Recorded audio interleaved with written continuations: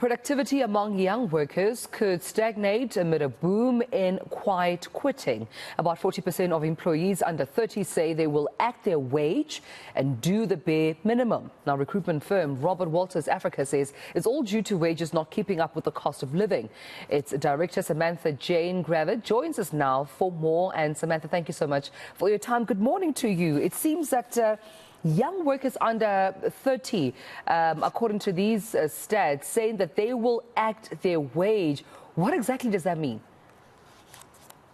Well, basically, it refers to the new generation or the under 30-year-olds basically doing what they need to do, not going above and beyond like traditional working employees would do. They feel that they are grossly underpaid, and as such, do the bare minimum. They don't go above and beyond their weight. That dampers the team environment. A number of other individuals need to pick up the slack for these underperformers.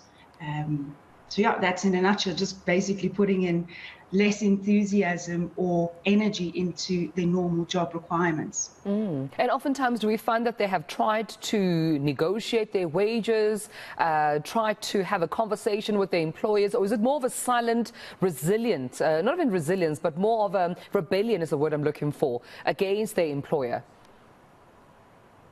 Well, I think it's a subconscious born reaction to the scenario.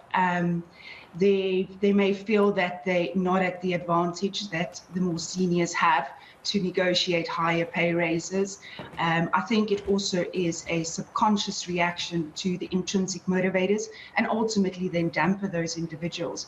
You know, you do have team members within an environment who will go above and beyond to prove their merit and then have a stronger ability to negotiate higher wages than those who defer to, well, sit back and be the quiet quitters or go under the radar, say. So then, if the young workers, these under 30s we're referencing to, if they quite quit and do the bare minimum, then I wonder who then is taking on the extra work? Who's doing that other work that they refuse to do?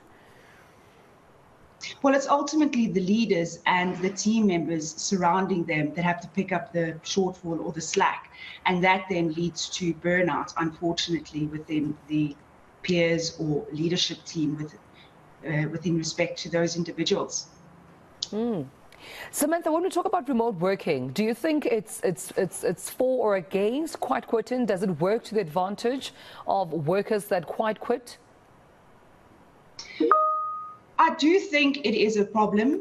I do think that it gives those individuals the opportunity to just, go under the lowdown and not be as visible as what they would have been pre-COVID. I think for a large part, leaders need to take it upon themselves and command more time in the office ultimately for these individuals and support them.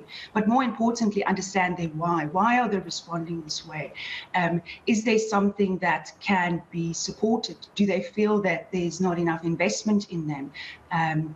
When it comes to remote working, it's all fine and well, but ultimately, we encourage leaders to identify these individuals and spend more time with them, mentoring and understanding the whys as to why they're responding like this. So what are then employers doing about this? Are they allowing quiet quitting to almost be a new work culture within, the office, within the company, or are they actually taking active steps to making sure that the employees are satisfied? I think that's a yes and a no answer. For a large part, managers who have large teams don't pick things up quick enough, and these silent quitters then just ultimately up and leave. Whereas in an environment where you can have a bit more control around, what is being done and how you encourage these individuals to outperform their typical tasks by incentivizing them or ultimately assisting their needs. I know that the large elephant in the room is the ever increasing inflation, and ultimately businesses can't match that. And last year we saw increases in some businesses exceeds 25%. Now, those employees who are still in their current jobs only receive between 7 and 10%. So you can see that there is this resilience to want to up and leave.